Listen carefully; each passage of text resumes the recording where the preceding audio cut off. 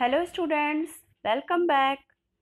In this video, we will study about comprehension.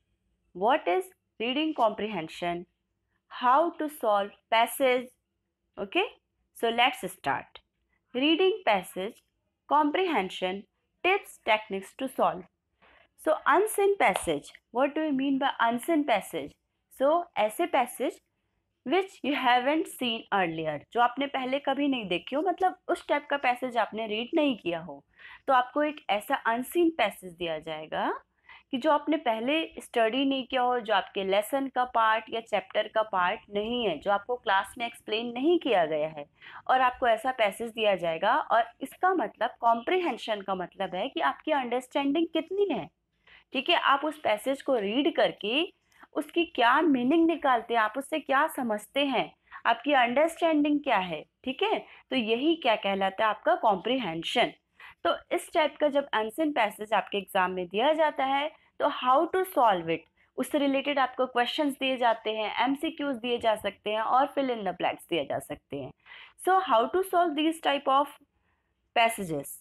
Okay, so first you have to read the passage properly. तो इसके लिए आपकी reading skill होनी चाहिए बहुत अच्छी, रीडिंग के साथ साथ अंडरस्टैंडिंग होनी चाहिए, है ना। एंड देन राइटिंग, कि आपको उसके बाद आंसर्स भी लिखने हैं, तो राइटिंग स्किल भी चाहिए, अंडरस्टैंडिंग भी चाहिए एंड रीडिंग स्किल भी चाहिए, और उसके लिए वोकैबुलरी भी आपकी अच्छी होनी चाहिए।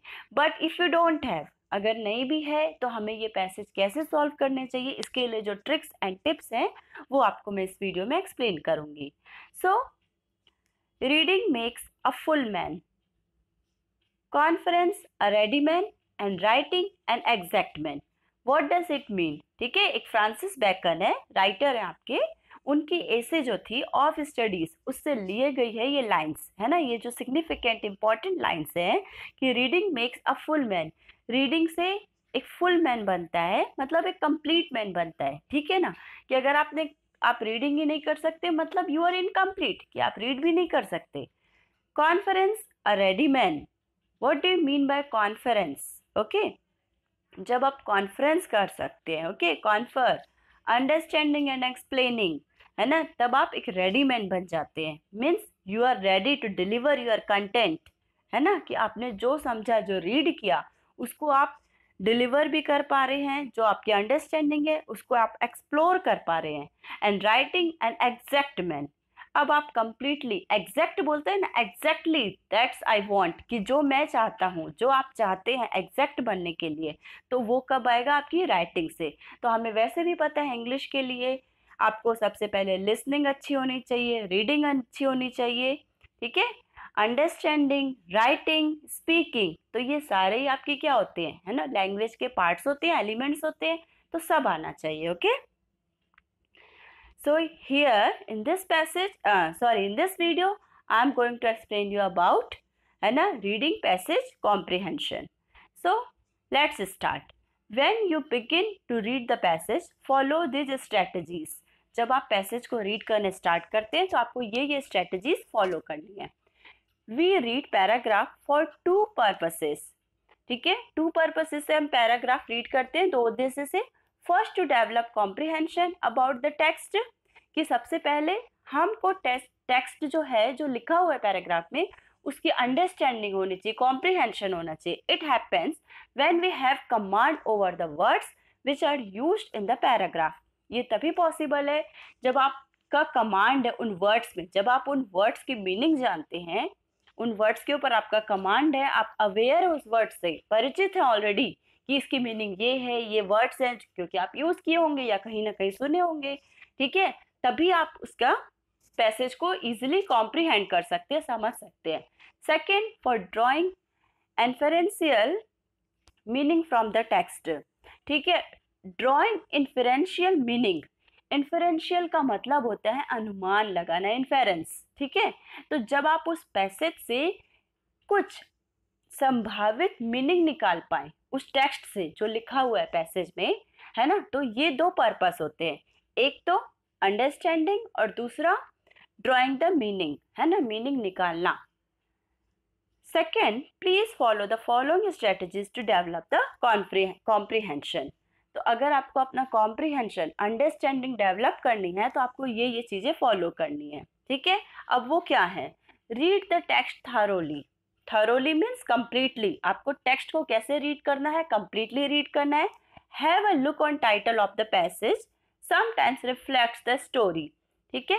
अब पैसेज में कभी टाइटल दिया होता है और कभी आपको पैसेज में टाइटल नहीं दिया होता है, तो आपको टाइटल खुद ही फाइंड आउट करना पड़ता है, खुद ही फॉर्म करना पड़ता है कि what is the exact title for this passage, ठीक है। So have a look on the title of the passage and read the passage thoroughly. So it's not necessary, ठीक है, कि आप पैसेज को सिर्फ एक ही बार रीड करें, है ना। You have to read again and again, जब तक आपको उसको प्रॉपरली आपको समझ ना आ जाए टेक्स्ट को, है ना। आपको उसको अगेन एंड अगेन रीड करना है, ठीक है। वन टाइम में जरूरी नहीं आपको समझ में आए, 2 टाइम 3 टाइम्स भी हो सकते हैं। तो ये जो बात मैं बता रही हूँ 2 और 3 टाइम्स वाली बात, ये आपका पर्टिकुलरली स्कूल स्टूडेंट्स के लिए है ना, कि आप जब तक 12th क्लास तक के, तब आपको रीड करने की जरूरत है। बट जब अगर आप किसी कंपटीशन एग्जाम्स में जा रहे हैं, तब ये जरूरी नहीं है कि आपको पैसेज को रीड करना पड़े या इवन 1 टाइम भी रीड करना पड़े। आपको उस समय डायरेक्ट क्वेश्चंस पे जाना है और क्वेश्चंस के अकॉर्डिंग टर्मिनोलॉजी ढूंढनी है। तो अभी हम उसकी बात नहीं करते हैं, अभी हम सिर्फ स्कूल स्टूडेंट्स के पर्पस से बात करेंगे। तो इसलिए आपको पैसेज को प्रॉपरली रीड करना है, thoroughly that is completely read करना है, और टाइटल फाइंड आउट करने की फोकस करना है, ठीक है। So tips and techniques to perform better in reading passage comprehension.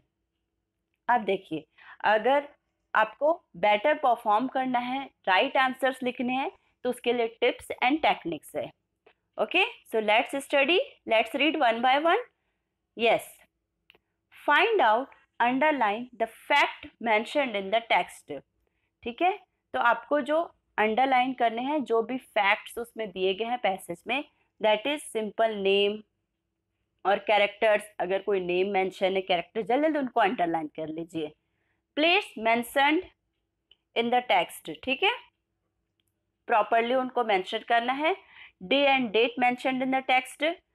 अगर कोई प्लेस हो, किसी कैरेक्टर का, किसी पर्सन का नेम हो, डेट हो, डे हो, simple question that is who was the king, okay, when did it happen, how many characters, the story etcetera, these are known as factual questions, है ना।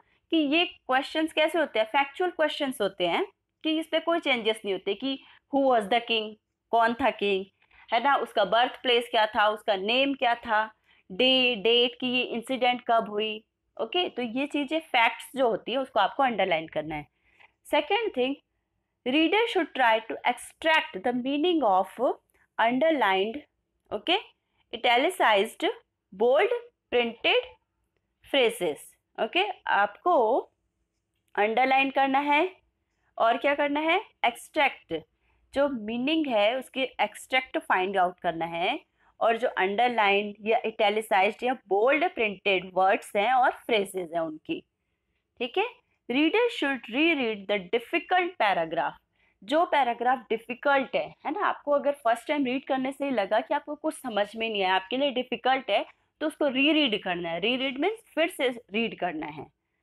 Next is try to understand the meaning of text.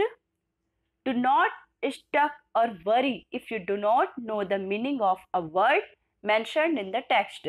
अगर आप किसी word की meaning नहीं जानते हैं तो आपको स्टक नहीं होना है ना, वरी नहीं होना है उस चीज के लिए। Simple solution of this problem is to री रीड।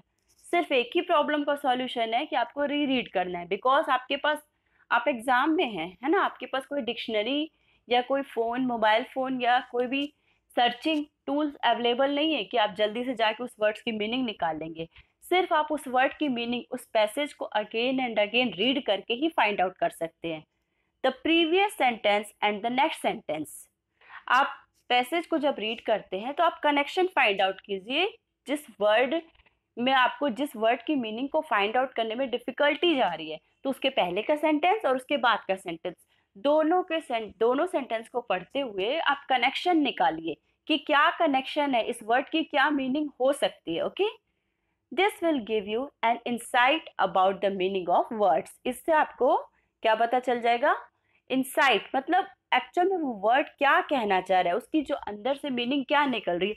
हो सकता है आप एग्जैक्ट मीनिंग पे ना पहुंच पाए, लेकिन वो टोटल क्या मैसेज कन्वे करना चाह रहा है सेंटेंस, वो आपको पता चल जाएगा, और उससे एटलीस्ट आप उससे सिमिलर मीनिंग में आप पहुंच जाएंगे। Getting? Read the questions and look out for the answer from the text. आपको क्वेश्चंस रीड करना है और जो टेक्स्ट दिए गए हैं उसमें से आपको आंसर्स फाइंड आउट करने हैं। Okay, question itself comprise of answer, so read the questions properly. Questions में भी आपके आंसर्स होते हैं, ठीक है ना। आंसर का कुछ पार्ट तो आपको हमेशा क्वेश्चन से ही मिल जाता है, इसलिए आपको क्वेश्चन को भी प्रॉपरली रीड करना है। ओके, सो आपको समझ में आ रहा होगा कि अगर वर्ड की मीनिंग ना मिले तो कैसे करना है। डिफिकल्ट पैसेज को आपको 2 to 3 टाइम्स रीड करना है, ठीक है, और क्वेश्चन को भी प्रॉपरली रीड करना है। और क्वेश्चन से रिलेटेड अगर कोई वर्ड मिल रहा हो पैसेज में तो आपको उसको अंडरलाइन करना है, और जो फैक्ट्स है, for example day, date, time, है ना, नेम, प्लेसेस, ये सब जो नेम्स है उन्हें भी आपको अंडरलाइन करना है और मीनिंग फाइंड आउट करनी है उन सब की। If you are facing difficulty to find out answer of the complex questions, then passage demands you to reread once as an alert reader to increase comprehension level of the text. अगर आपको difficulty हो रही है answer find out करने में, कोई complex questions लग रहे हैं, तो same thing, you have to reread only. केवल आपके पास एक ही ऑप्शन है कि आप रीरीड कीजिए और उस टेक्स्ट के जो लेवल है उसको समझिए, और इससे क्या होगा, आपका कॉम्प्रिहेंशन लेवल भी इंक्रीज होगा। गेटिंग? जितना आपका पैसेज डिफिकल्ट होगा उसकी आपकी अंडरस्टैंडिंग बढ़ती जाएगी, कॉम्प्रिहेंशन बढ़ेगा। Okay, slowly and gradually you should increase vocabulary power to comprehend a written paragraph. और धीरे धीरे आप देखेंगे कि आपकी जो वोकैबुलरी पावर है वो भी क्या हो जाएगी, बढ़ती जाएगी, है ना, to comprehend a written paragraph, कि किसी भी रिटन पैराग्राफ को समझने के लिए आपकी जो वोकैबुलरी पावर है वो भी क्या हो जाएगा, इंक्रीज हो जाएगा। वोकैब्स, यू अंडरस्टैंड, वर्ड्स, है ना। वोकैब्स एक्चुअल में क्या होता है, वर्ड्स ही होते हैं, ठीक है। It is a group of words actually, जो भी आपके जितने भी वर्ड्स आप जानते हैं, ठीक है, हार्ड वर्ड्स हो सकते हैं, वो सिंपल वर्ड्स, तो ये आपका जितना कलेक्शन है, जो आप नोन वर्ड्स, अननोन वर्ड्स जितने भी आपके में आते जा रहे हैं या ऐड होते जा रहे हैं आपके माइंड में, हमेशा के लिए मेमोराइज करते जा रहे हैं आप उनको, तो वो सारी क्या कहलाती है, आपकी वोकैबुलरी। उसमें उस वर्ड से सिनोनिम्स, एंटोनिम्स, ठीक है, तो ऐसे बहुत सारे वर्ड्स होते हैं जिनको हम क्या बोलते हैं, कंबाइंड फॉर्म में वोकैबुलरी। Okay, so understood. अब हम समराइज करते हैं कि एक्चुअल में आपको हाउ टू सॉल्व इट, है ना, कि आपको एक्चुअल में पैसेज को कैसे सॉल्व करना है। तो देखिए, सबसे पहले you have to read the passage carefully, if needed read it 2 or 3 times in order to make out its central idea, कि पैसेज के सेंट्रल आइडिया को फाइंड आउट करने के लिए आपको पैसेज को 2 या 3 टाइम्स रीड करना है। Second thing, read the questions and then read the passage to locate the possible answers. आपको क्वेश्चंस रीड करना है और जहां जहां आपको आंसर्स मिल रहे हैं वहां पर आपको मार्क करते जाना है। Mark in the passage before writing the answers finally, ठीक है, आंसर्स लिखने के पहले आपको पैसेज में ही मार्क कर देने हैं कहाँ कहाँ वो आंसर्स हैं। When answering a question, do not add any fact from your own side. आपको अपने मन से कोई भी फैक्ट या आइडियाज ऐड नहीं करना है। Okay, getting? आपको पैसेज के अकॉर्डिंग ये आंसर देना है। उस पैसेज में जितनी इंफॉर्मेशन दी गई है उसके अकॉर्डिंग ये आंसर दीजिए। You can write in your own words, आप अपने वर्ड्स में तो लिख सकते हैं, बट है ना, नो नीड टू ऐड, है ना, any fact from your own side. अपने साइड से कोई भी एक्स्ट्रा इंफॉर्मेशन उसमें मत डालिए। Okay, ensure that the answer written by you is relevant to the respective question. इस चीज के लिए आपको एकदम ensure होना है कि जो भी आपने आंसर लिखा है वो जो क्वेश्चन दिया है, रेस्पेक्टिव क्वेश्चन, उसके रेलेवेंट, उससे रिलेटेड ही होने चाहिए। कोई एक्स्ट्रा या एडिशनल या कोई अदर इंफॉर्मेशन आपको ऐड नहीं करनी। जो क्वेश्चन में पूछा जा रहा है, you have to write the exact answer of it. Answer the question clearly without any ambiguity, preferably in the tense of the question. Answer आपको क्लियरली लिखना है, उसमें कोई भी एम्बिग्विटी, ठीक है, कोई भी कंफ्यूजन नहीं होना चाहिए। एंड आपको एक चीज का और ध्यान रखना चाहिए, टेंस का, ठीक है, कि अगर आपका क्वेश्चन पास्ट टेंस में है तो आंसर भी पास्ट टेंस में होगा, क्वेश्चन यदि प्रेजेंट टेंस का है तो आंसर भी प्रेजेंट टेंस में होगा, ठीक है। तो इस तरीके से आपको टेंस का ध्यान रखना है जब भी आपको आंसर्स लिखने हैं, है ना, कि according to the tense of the question. Revise your answer finally before proceeding on to the next question। और आपको अपने आंसर को रिवाइज करना है फाइनली, ठीक है। Revise means you have to check करना है नेक्स्ट क्वेश्चन को सॉल्व करने के पहले, ठीक है। तो आपको पैसेज सॉल्व करते समय उसका टेंस, प्रॉपर ग्रामर, है ना, उसकी वोकैबुलरी एंड जो आंसर है उसमें कोई कंफ्यूजन नहीं होना चाहिए, आपका आंसर क्लियर होना चाहिए, प्रिसाइज होना चाहिए। एंड जो पैसेज में फैक्ट्स या इंफॉर्मेशन है वही होना चाहिए, उसमें कोई एक्स्ट्रा या एडिशनल आपको अपने मन से ऐड नहीं करना है। यू कैन राइट, आप अपने वर्ड्स ऐड कर सकते हैं, उसी से रिलेटेड आप उस वर्ड्स का सिनोनिम्स, एंटोनिम्स यूज कर सकते हैं, लेकिन जो इन्फॉर्मेशन है वही होनी चाहिए जो आपके पैसेज में गिवन है। So that's all for today's video and hope you understand how to solve the passage properly. Okay, in the next video I will also explain one passage and how to find the answer from that passage, how to get the extract of the passage. Okay, so thank you for watching.